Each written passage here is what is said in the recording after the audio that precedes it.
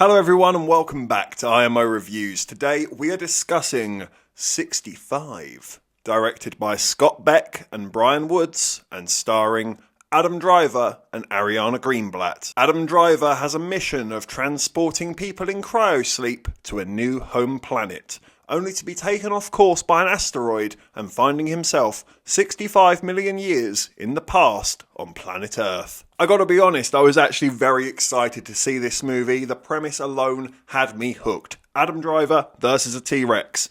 I'm in. But did it live up to the hype and potential?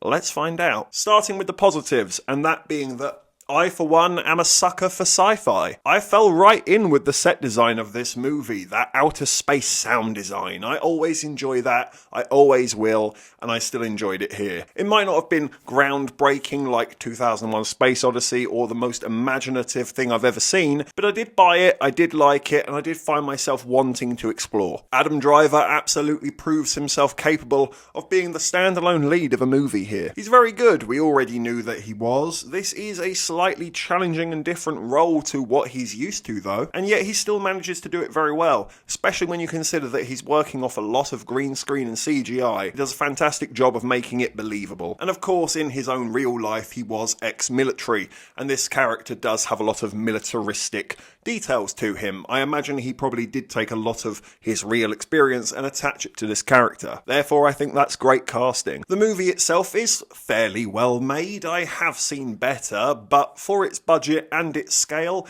does a pretty good job of bringing these outer world experiences to life. And I really wish I could say more positives about the movie, but I really can't. Yep, let's rip the band-aid off and get into the negatives. This movie is quite shockingly and surprisingly boring.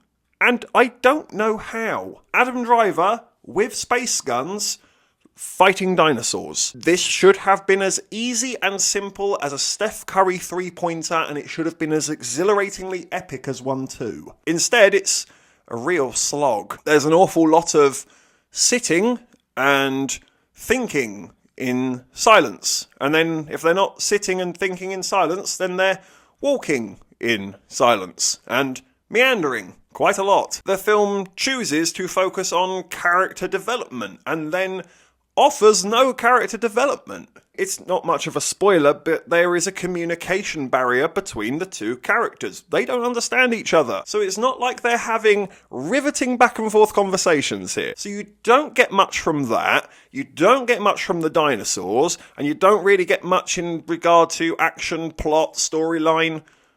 So what do you actually get from this? Not much, really. And that's the problem. It's 90 minutes long with the simplest of setups, and yet somehow this is just a really long, boring slog. It feels so much longer than 90 minutes. And it's honestly just rookie mistakes that really undercut this film. Everything, and I mean absolutely every detail, is completely and utterly spelt out to you, even with text on the screen. They don't give the movie any opportunity to be intriguing or set up any mystery. Why do we need to be told this information first? Why can't you just start and actually be mysterious? Let us be intrigued. Let us find out what has happened. Where has he gone? What planet has he landed on? Has he gone back 65 million years in the past?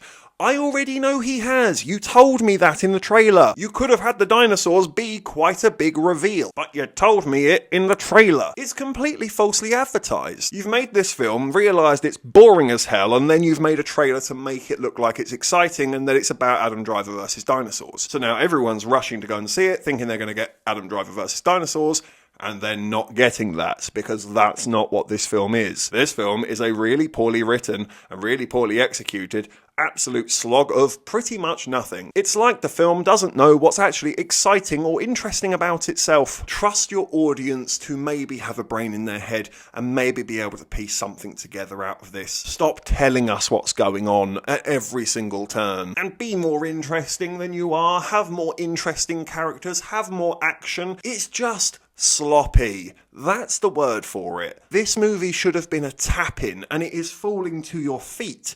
And somehow, quite impressively, you've still managed to hoof it into row Z. And I'm genuinely baffled as to how or why. In my opinion, I think the script has been given to the wrong people who could not see its true potential. And now it's just going to be remembered as wasted potential. I'm going to give 65 a 2 out of 10. I feel like I'm in some sort of glitch. Why is every movie this year just really bad? Please, 2023, please give me something. Give me something above a 5 out of 10, please. Give it a month and I'm going to be doing reviews in a straitjacket if things stay like this. We need some help here. Thank you for watching this review. Please be sure to hit that like button and hit the subscribe button if you haven't already, and please do hit the comment section as well. Have you seen 65? What did you think about it? Let me know in the comment section below.